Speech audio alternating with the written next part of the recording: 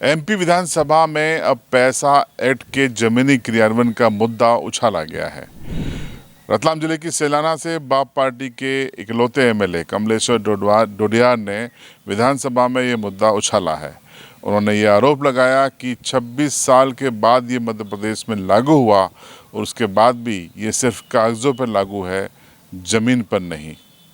देखिए क्या मुद्दा उन्होंने उठाया है। Extension to scheduled areas, Bharat के संविधान की 5वीं अनुसूची को लागू करने के लिए पैसा कानून 1996 में बना और इस कानून को लागू करने के लिए 2022 में नियम बने। माननीय सभापति महोदय, मेरी पार्टी का अकेला विधायक को बीजेपी कांग्रेस को छोड़ के आप अवसर नहीं दोगे फिर उन वंचितों की आवाज दबी रह जाएगी। संख्या के अनुपात में ही समय मिलता है बोलने का। सभापति महोदय, जो मनरेगा करके एक योजना चलती, मनरेगा, जिस मनरेगा में जिसका उद्देश्य है कि मजदूरों को रोजगार देना, लेकिन आप हकीकत आप पता करेंगे तो मजदूरों के खातों में फर्जी तरीके से पैसा डाल के निकाल कर जेसीबी और ट्रैक्टर वालों को दिया जा रहे हैं। मजदूरों को रोजगार नहीं मिल रहा। और आप पता करेंगे माननीय सभापति महोदय, मजदूरों का दर क्या है। उत्तराखंड, हिमाचल प्रदेश, असम, उनकी तुलना में मजदूरों की दर बढ़ाई जानी चाहिए। रोजगार गारंटी इसमें 2022 में नियम बने, लेकिन एक भी नियम जमीन पर लागू नहीं है। पैसा कानून लागू करने के लिए मोबिलाइजर की भर्ती की है। मोबिलाइजर को भी टाइम पर वेतन नहीं मिलता। वेतन देता 4000 रुपया प्रति माह। इनको वेतन बढ़ाना चाहिए मोबिलाइजर को। और पैसा कानून के जितने भी नियम बने हैं, सारे नियम जमीन पर लागू करने के लिए हम लोग को कुछ करना चाहिए। अभी हमारे सीनियर एमएलए साहब ने बताया कि पंचायत खुद ही, मतलब गांव जो है, ग्राम सभा उसका मालिक है, पूरे गांव के जितने भी सोर्सेस है, संसाधन है। एक ट्रॉली रेत नहीं उठा सकता ग्राम पंचायत, सरपंच सचिव एक ट्रॉली रेत तक नहीं उठा सकता है अपने पंचायत से। और ग्राम पंचायत में जितने भी ये खदानें होती है, उन खदानों का एक भी रुपया ग्राम सभा को या ग्राम पंचायत को रेवेन्यू के रूप में नहीं दिया जा रहा। जबकि पैसा कानून के तहत ग्राम सभा को दिया जाना चाहिए, ग्राम पंचायत को राजस्व दिया जाना चाहिए। और सभापति महोदय, मैं माननीय वित्त मंत्री जी का ध्यान आकर्षित करना चाहता हूं, पिछले कई सालों से आउटसोर्स के माध्यम से कर्मचारियों की भर्ती की जा रही है। इसमें जो कर्मचारी ये भी स्थायी नहीं होते हैं और जो कंपनी के मालिक होते हैं, बड़े इनके कंपनी के अधिकारी, ये मर्जी पड़े तब आउटसोर्स के कर्मचारी को बंद कर देते, उसको नौकरी से निकाल देते हैं।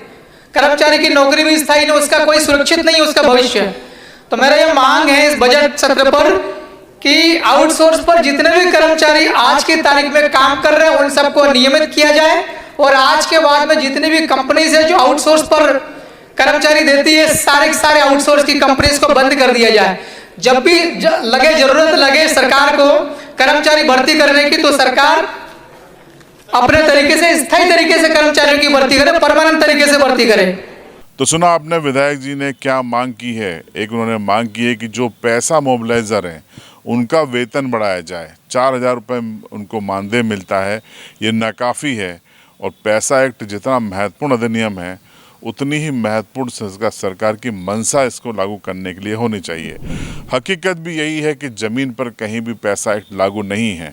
पुलिस अभी भी गाँव में सीधे जाकर गिरफ्तारियां कर रही है, लोगों को हिरासत में ले रही है, वारंट नोटिस दे रही है, मामले का निपटारा खुद कर रही है। किसी भी पैसा अधिनियम की समिति का सहारा नहीं लिया जा रहा है।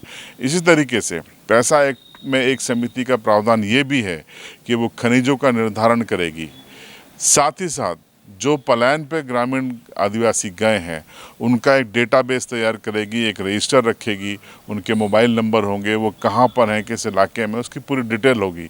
लेकिन ये भी नहीं हो रहा है। आखिर क्यों पैसा एक्ट सिर्फ कागजों पर संचालित किया जा रहा है, ये सवाल तो बनता है। विधायक कमलेश्वर डोडियार ने उठाया उनको साधुवाद, लेकिन क्या इस पर मध्य प्रदेश की विधानसभा में एक लंबी बहस नहीं होनी चाहिए थी सरकार और विपक्ष के बीच? एक हेल्दी डिबेट नहीं होनी चाहिए थी? 22% आबादी है जिनके लिए बनाया गया है, क्या उनके लिए एमपी विधानसभा के पास समय नहीं है? ये बड़ा सवाल है। आप क्या सोचते हैं, कमेंट बॉक्स में ज़रूर बताएं। चैनल पर नए हैं तो सब्सक्राइब करें और बेल आइकन ज़रूर दबाएं।